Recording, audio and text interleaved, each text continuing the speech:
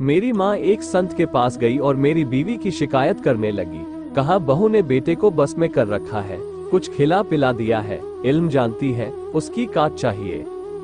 तब संत ने कहा, माताजी आप बूढ़ी हो गई हैं, भगवान के भजन कीजिए। बेटा जिंदगी भर आपके पल्लू से बंधा रहा, अब उसे जो चाहिए वो कुदरतन उसकी बीवी के पास है। आपकी बहू कोई इल्म नहीं जानती। अगर आपको बेटे से वाकई मोहब्बत है तो जो औरत उसे खुश रख रही है उससे आप भी खुश रहिए।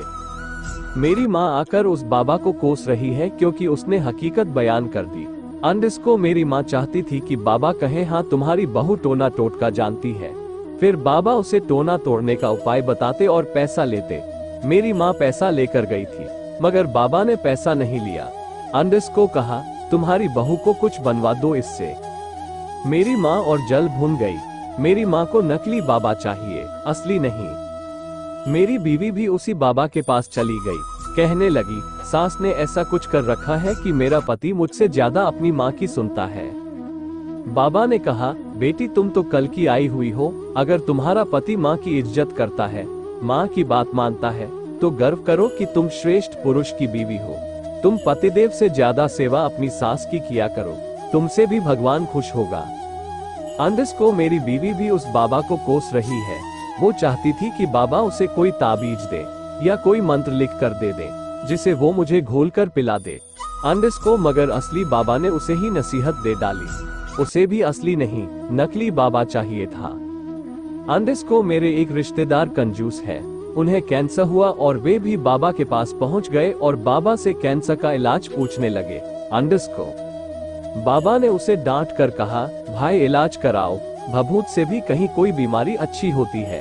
हम रूहानी बीमारियों का इलाज करते हैं, दुआ करेंगे आपके लिए, लेकिन इलाज तो कराना पड़ेगा, जाओ अस्पताल जाओ। अंडस्को उन्हें भी उस असली संत से चिढ़ हुई। कहने लगे, नकली है, कुछ जानता वानता नहीं। अंडस्को एक और रिश्तेदार चले गए असल संत के पास, पूछने लगे, धंधे में घाटा जा रहा है, कुछ दुआ कर दो। अंडस्को संत ने कहा, दुआ से क्या होगा, धंधे पर ध्यान दो। बाबा फकीरों के पास बैठने की बजाय दुकान पर बैठो, बाजार का जायजा लो कि क्या चल रहा है। अंडस्को वे भी आकर खूब चिढ़े।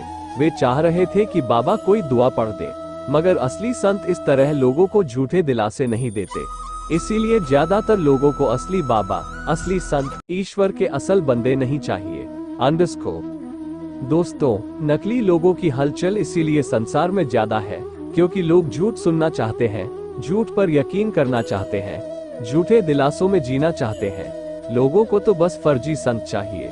असली संत आपको झूठा दिलासा नहीं देगा, बल्कि आपको सही राह दिखाकर प्रभु प्राप्ति का रास्ता बताएगा और आपको निजलोक जाने में आपकी मदद करेगा।